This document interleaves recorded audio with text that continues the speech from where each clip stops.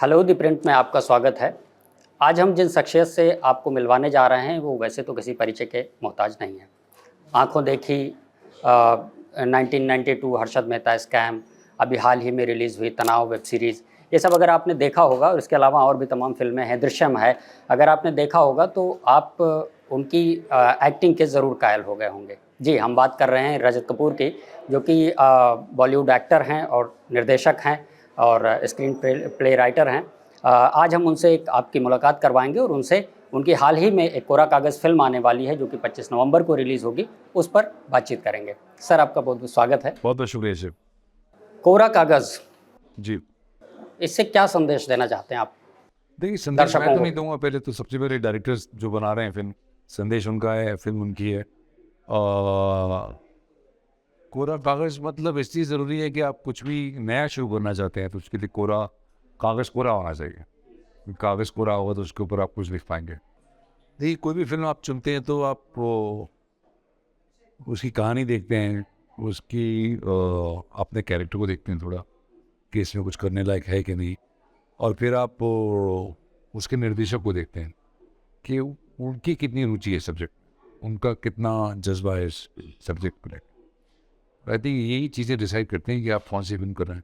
क्या प्लॉट क्या है उसका? थोड़ा बहुत अगर आप बताना चाहें। प्लॉट ये है कि जो मेरा किरदार है वो एक फील्ड एक्टर है। Field actor. जी, और उनके पिताजी जो थे वो बहुत अच्छे रंगमंच के कलाकार थे। तो ये बोझ उसके सर पे है कि मेरे पिताजी, और अभी भी लोग तारीफ करते हैं, अरे तुम्हारे पिताजी इतने अच्छे एक्टर थे, देखो तुम्हारा क्या हुआ। लोग कहते हैं ना कि महान पिता के जो पुत्र होते हैं उनके कंधों पर बड़ा बोझ होता बड़ा है, बोझ होता है। उनकी लेगेसी को जी कैरी। जी, जी, तो ऐसा ही बोझ इनके कंधों पे है जिसकी वजह से वो अपनी ज़िंदगी ठीक से जी नहीं पा रहे हैं। और फिर उनको एक काम आता है कि एक छोटे से स्कूल में एनजीओ के साथ एक नाटक तैयार करना उनके स्कूल फंक्शन के लिए। तो बड़ी बेरुखी के साथ वो काम को हाँ कर देते हैं, लेकिन वो करते करते कुछ उनको बातें रिवील होती हैं जिससे फिर से एक बार कोरा कागज़ पे ज़िंदगी की शुरुआत हो सके। आप सर निर्देशक भी हैं, एक्टर भी हैं। कई बार ऐसा होता होगा कि आप एक्टिंग कर रहे हैं और आपको लगता होगा कि मतलब अ, कि ये ऐसा होना चाहिए, ये सीन ऐसा होना चाहिए, ऐसा ऐसा कभी कभी नहीं लगता, महसूस कभी नहीं होता है? लगता। या डायरेक्टर से सुझाव तो देते होंगे कि सुझाव मैं देता हूँ लेकिन as an actor. As an actor. Not as another director, वो मेरा काम नहीं है। क्योंकि जब आप किसी की डायरेक्शन में काम कर रहे हैं तो आप तो काम यही है कि आप पूरी तरह से अपने आप को समर्पित कर दें, सबमिट कर दें उसकी विजन में। So I try and do that to the best of my. Otherwise आपको लगता होगा कि उसके साथ न्याय नहीं होगा अगर मैं अपनी चीज़ को। बिल्कुल, और मैं क्यों करूँ भाई, मैं क्यों करूँ। एक तो सबसे बड़ी बात, एक्टिंग का काम जो है वो एकदम स्ट्रेस फ्री है, उसमें कोई स्ट्रेस नहीं। अब मैं क्यों स्ट्रेस में पढ़ूँ, उनका स्ट्रेस है, उन्होंने जिम्मा लिया अपने सर पे, तो वही करें। डायरेक्शन का काम स्ट्रेस वाला है इसका ऑफ मतलब। कोर्स, बिल्कुल स्ट्रेस नहीं, शुरू से अंत तक। लिखाई से, पैसे ढूंढने से, लोकेशन ढूंढने से, कास्टिंग करना, शूटिंग करना, वहाँ 50 लोगों के साथ लड़ाइयाँ करके अपनी पिक्चर बनाना, फिर एडिटिंग में लड़ाइयाँ करके। लड़ाई, हर चीज़ की लड़ाई होती है ना भाई। कैमरामैन के साथ, प्रोडक्शन डिज़ाइनर के साथ, कॉस्ट्यूम वालों के साथ, एक्टर्स के साथ लड़ाई, मतलब in a nice collaborative way, but you still trying to find your film through everybody. You know what I am saying. हर किसी का अलग नज़रिया होता है, हर किसी का अलग अंदाज होता है, लेकिन आपकी एक विजन है जहाँ तक आप पहुँचना चाह रहे हैं। लेकिन ये ऐसा नहीं है कि आप घर पे बैठ के कैनवस पे पेंटिंग कर रहे हैं। Film is a collaborative art, so you have to work with others and others have to work with you to arrive at that vision, which is created with everybody, but it is a singular vision. You know, that is the thing, that is the particular thing about cinema, कि अगर मैं गाना गा रहा हूँ तो मैं घर पे बैठ के गा सकता हूँ, कोई रोक टोक नहीं है उसमें, और उसी में मेरी संतुष्टि है, उसी में मेरी तृप्ति है, एंड आई कैन अराइव कि मेरा आज मैंने कमाल का गाया है।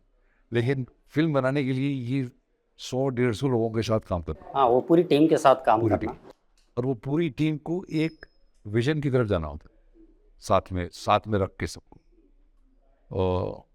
तो that can be stressful, because मैं आपसे लड़ाई नहीं कर रहा हूँ, आप मेरे कैमरामैन हैं, लेकिन आप कह रहे हैं यार इसको कैमरा को यहाँ लगाते हैं, और मुझे लग रहा है नहीं, इतनी बात नहीं है। तो मैं बात करके, आपको समझा के, आपसे ताने भी सुन के या आपको ताने दे के, जैसे तैसे कि यार नहीं, ये नहीं बन रही है बात, इसको लेंस चेंज करके ट्राई करते हैं, एक बार देखते हैं। फिर देखा आपने, कहते नहीं वही अच्छा था। नहीं यार, एक ट्राई कर देखते हैं। ये जद्दोजहद बहुत है ना ये सब में। तो इसमें क्या नोक झोंक भी कभी हो जाती है? हाँ, नोक झोंक भी हो जाती है? जो होती, ये तो बड़ी फेमस सी बात है, हमारे साथ नहीं होती है।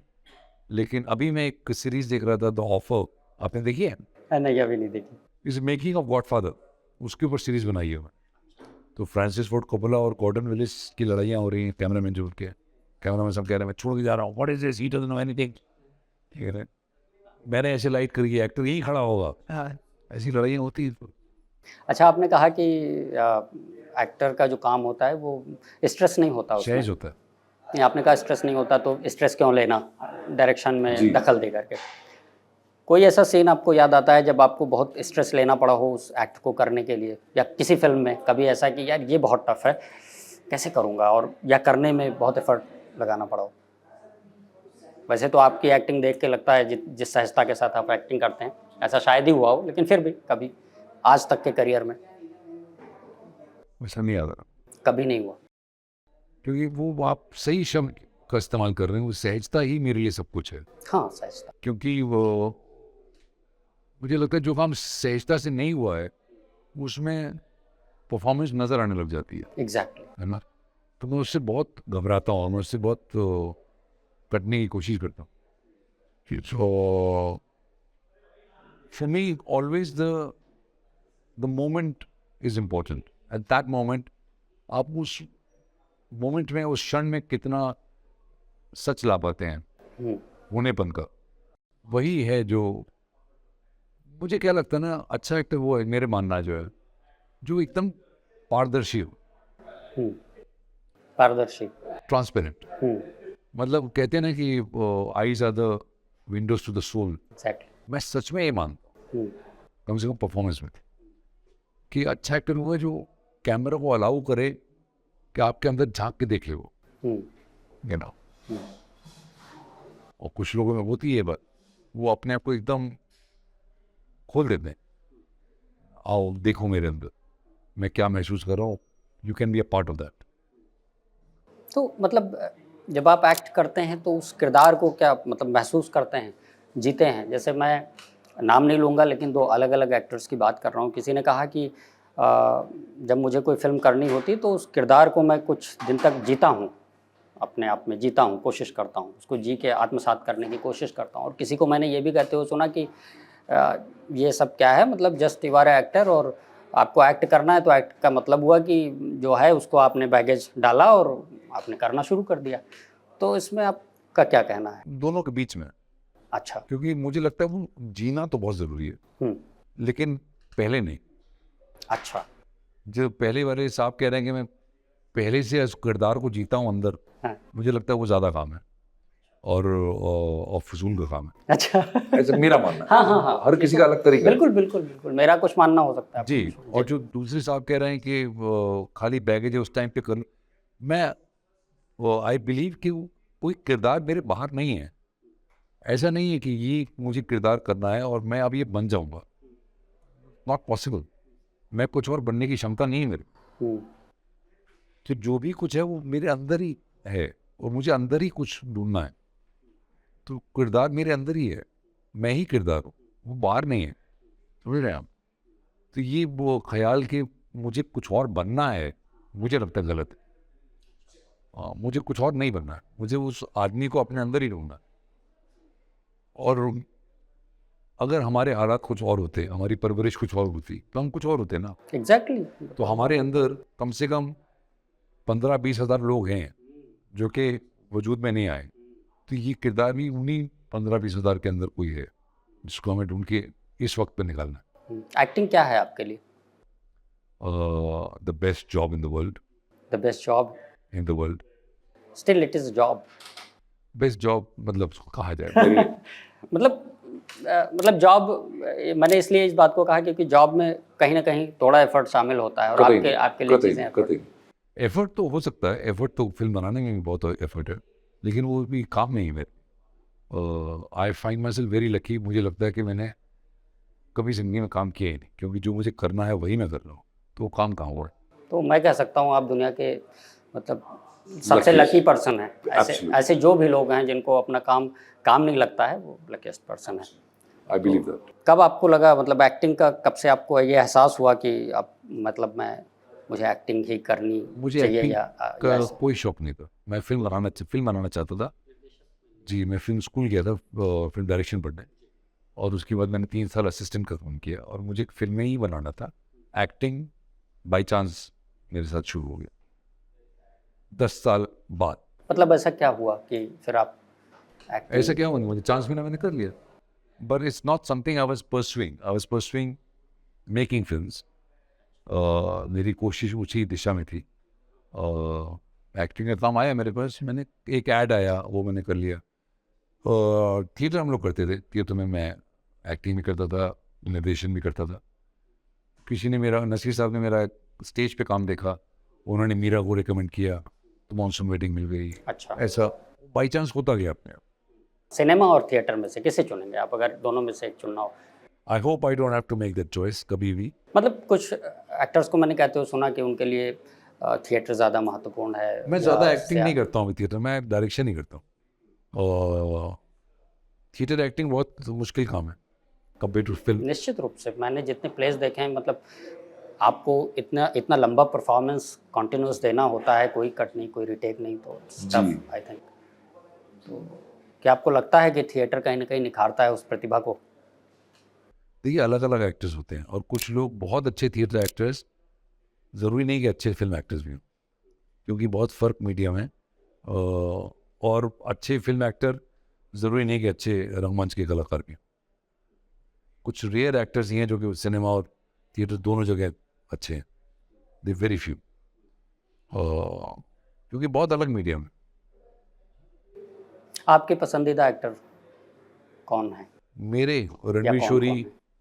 विनय पाठक, संजय मिश्रा, मनु ऋषि चड्ढा, ये मेरे बहुत पसंदीदा एक्टर हैं तो आजकल की दुनिया में। Nawazuddin, these are actors you want to watch.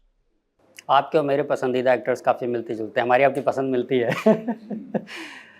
अच्छा, उन फिल्मों में जिसमें आप डायरेक्टर भी हैं और एक्टिंग भी कर रहे हैं, उसमें कैसे मैनेज करते हैं? मतलब वो जब बहुत आप सीन दे रहे होते हैं और डायरेक्शन? बहुत मुश्किल नहीं है वो।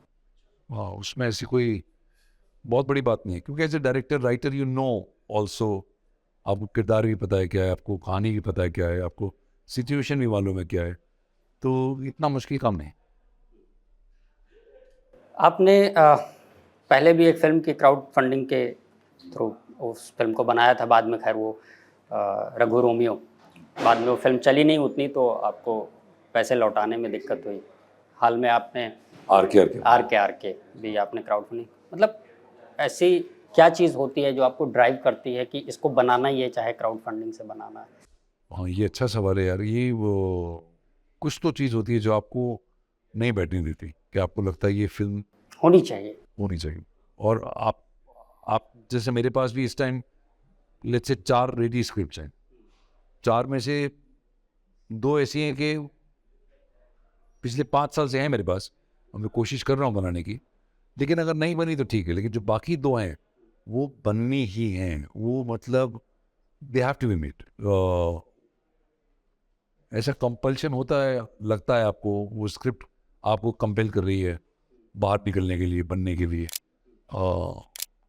फिर आप उसके साथ न्याय करना चाहते हैं, जहाँ भी तक जाना पड़े उसको लिए। जो कहते हैं ना, कलाकार का हृदय भी तो कुछ अलग होता है, वो चीज़ों को खाली संख्याओं में नहीं देखता है ना? जो आर्टिस्ट होता है वो चीज़ों को खाली संख्याओं में नहीं देखता है, उसके पीछे बहुत से फैक्टर्स काम कर रहे होते हैं, है ना? क्योंकि अपना एक सामाजिक प्रदेय भी होता है, समाज को हम क्या दे सकते हैं, इस भाव से भी सोचा जाता है। OTT प्लेटफॉर्म्स हैं, तो आपको क्या लगता है कि अभी आने वाले समय में OTT के लिए कंटेंट्स क्रिएट करना, फिल्में बनाना या सीरीज़, वेब सीरीज़ बनाना, या फिल्में ज़्यादा कारगर हैं, आपको क्या लगता है?